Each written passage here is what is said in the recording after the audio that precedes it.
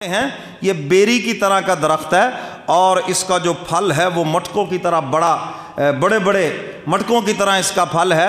اور حضور فرماتے ہیں کہ چونکہ فرشتوں نے عرض کیا تھا کہ ہم آپ کے محبوب کا استقبال کرنا چاہتے ہیں تو حق تعالیٰ نے تمام فرشتوں کو سدرۃ المنتہا پہ اس درخت کے اوپر بھیج دیا، اور حضور فرماتے ایسے لٹک رہے تھے فرشتے، یعنی کہ گر رہے تھے، اتنی تعداد زیادہ تھی، اور ملائکہ نے یہاں پر میرے کملی والے پیغمبر کا استقبال کیا۔ حضور فرماتے ہیں پھر اس کے بعد مجھے جنت بھی دکھلائی گئی اور جہنم بھی دکھلائی گئی۔ جہنم کا دور سے مشاہدہ کرایا گیا، کیونکہ عند سدرۃ المنتہا عندہا جنت المأوا، فرمایا سدرۃ المنتہا کے قریب ہی جنت کا دروازہ ہے۔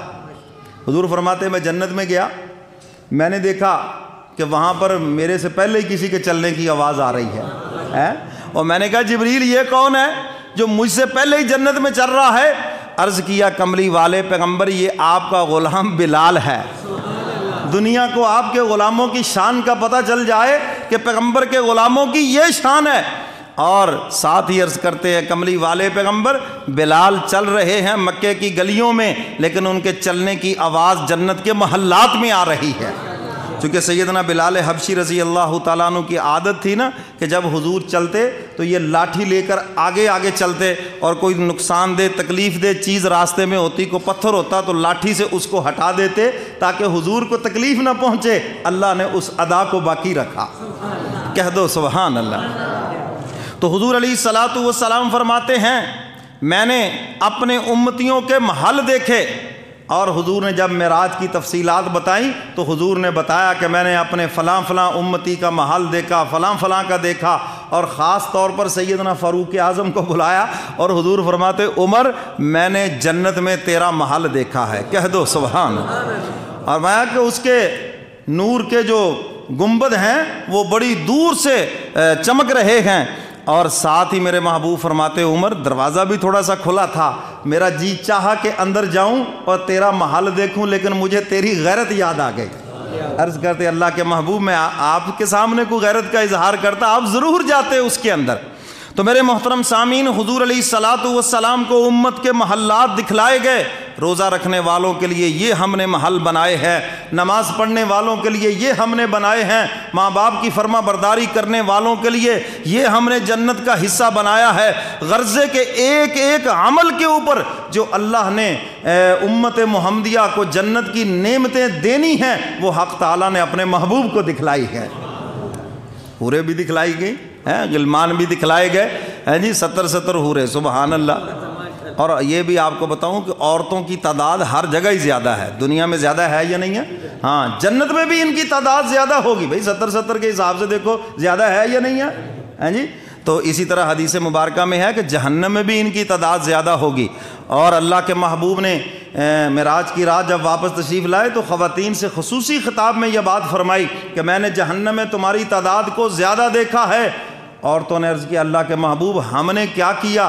حضور علیہ الصلوۃ والسلام نے ارشاد فرمایا 2 بیماریاں ہیں تمہارے اندر جس کی وجہ سے تم جہنم میں زیادہ چلے گئی۔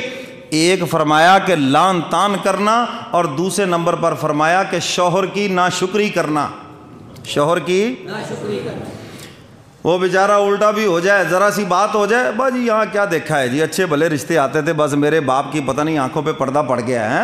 وہ بیچارہ جناب اس کو خوش کرنے کے لیے وطن سے بے وطن، گھر سے بے گھر، ساری زندگی جناب وہ دھوپ میں سڑتا رہا، جو کچھ مرضی کرتا رہے، اور اس اللہ کی بندی کی زبان پہ جب بات آئے گی تو ساری نفی کر کے رکھ دے گی۔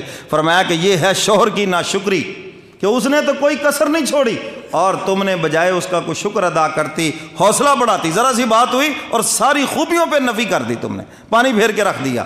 اور دوسری تمہاری بیماری ہے لان تان کرنا، ذرا سا بچے سے غلطی ہو گئی، گندی نسل ہے، دفع ہو جائے، بیڑا غرق ہو جائے، فلاں ہو جائے، فرمایا یہ تمہاری بیماری ہے۔ حالانکہ بیٹوں کو بھی کوئی ایسے کہتا ہے جی، تو فرمایا کہ یہ 2 بیماریاں ہیں، 2 تمہارے اندر ایسے گناہ ہیں جو اللہ کو بہت ناپسند ہیں۔ تو ایک خاتون جو شوہر کی ناشکری ہو جی، اور اگلی بات سن لو، حدیث مبارکہ میں ہے جس خاتون سے اس کا شوہر راضی ہے اس خاتون سے اس کا اللہ بھی راضی ہے۔ اور یہی بات سیدنا علی مرتضیٰ رضی اللہ تعالیٰ عنہ نے سیدہ فاطمہ الزہرا کے جنازے کے اوپر کھڑے ہو کر کہی تھی، فاطمہ تجھ سے تیرا مجازی خدا راضی ہے، اور اللہ کی رحمت سے امید ہے کہ تیرا حقیقی خدا بھی تجھ سے راضی ہوگا۔ تو حضور علیہ الصلوۃ والسلام نے ارشاد فرمایا، مجھے پہلے جنت کی سیر کرائی گئی، دکھائے گئے اپنے غلاموں کے محلات، ایمان لانے والوں کے محلات، قیامت تک آنے والے میرے امتی جتنے بھی جنتی ہیں سب کی جنتیں دکھلائی گئیں۔ حضور فرماتے میرا دل خوش ہو گیا، کہہ دو سبحان اللہ۔ تو ہمیں بھی چاہیے کہ ہم اچھے اعمال کریں، حضور خوش